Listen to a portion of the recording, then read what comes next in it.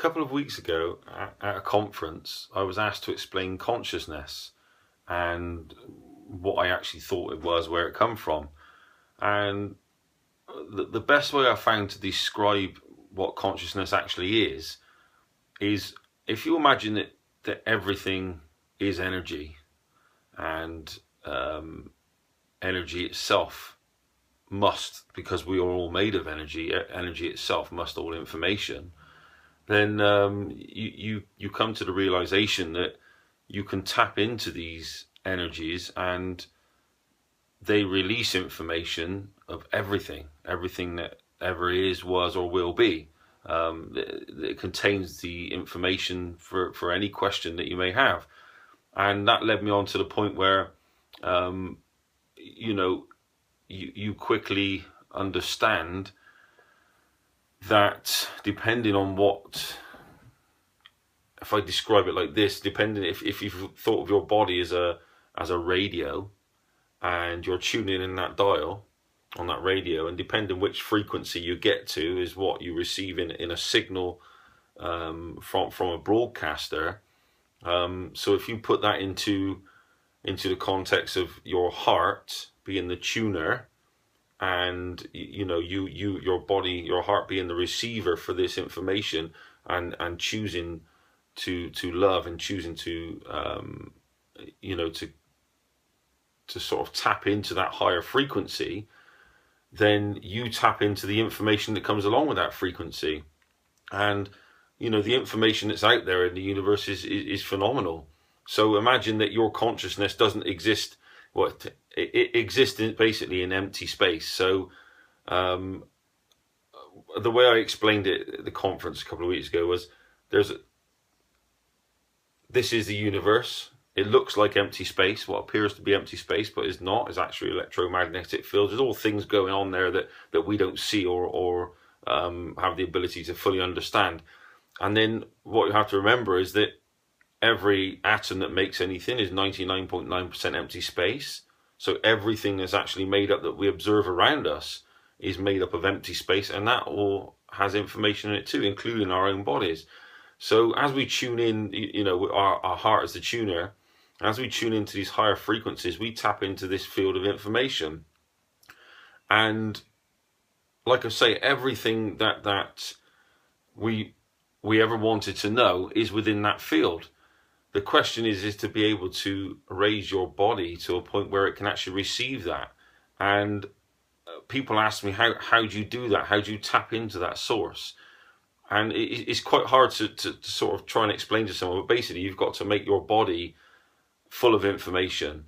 So the first thing that you would do, or be able to receive that information, like on the same level. So the first thing you would do is you would obviously choose nature. So any natural food, as it's supposed to be, even raw, whatever you want to do, any natural food you see around you that you can pick and eat, that is not contaminated with any chemicals or any manufacturing products of any sort. These are all the sorts of things that make your body what they are, because everything you eat contains that information too, but it has to have the ability to contain that information and not be contaminated. And that goes for your body too. So if you're going to feed your body with constant unnatural chemicals and sugars that are made by man and things like that, then your body's ability to become an antenna for this is going to go away. And it's likewise, you have to make sure that your body's fully hydrated, that the stuff that you eat is almost detoxifying you, because remember that we all absorb or keep some sort of toxins of some sort. And we need to wash that through with clean, pure water, without fluoride and all the other horrible chemicals and medication that goes around in circulation, in order to be able to maintain this healthy machine that we've got, and that will in turn, the nutrition side of it, and making sure that we get enough of the minerals and vitamins that we actually require, because it's very difficult to get hold of minerals and vitamins that our body actually needs nowadays. 100 years ago, they've done a study, and when you eat a Sunday lunch now, a Sunday roast, so the average Sunday roast 100 years ago compared to now, you would have to eat 12 of these Sunday roasts to match one Sunday roast back in the early 19th century. So you're very deficient in minerals and vitamins, and this needs to be sourced. You need to find, high levels for all this. Go on to natural salts, because that's great for making your body alkaline, which, probably, some of the natural sea salts that are naturally sort of damp to the touch, that they're really good for creating this antenna. Drinking loads of water.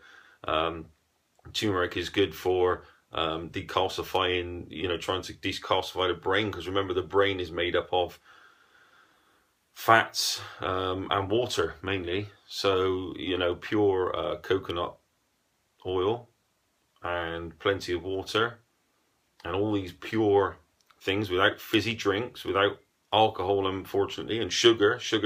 What seems to take it away from me is anything with man-made sugar in. So honey is fine, natural honey, but anything with man-made sugar in, or man-made refined alcohol, all things like this seem to take this ability away. But if you truly want to connect to everything, you need to become this antenna. You need to make yourself as close as you can to actual nature in your very being. And that's the best way I can describe it. I mean, don't take my word for it. There's plenty of evidence out there to suggest exactly the same as what I'm saying. Not necessarily about the space around us, but definitely about water and how it contains information, and how you personally can change the structure of water. This is proven.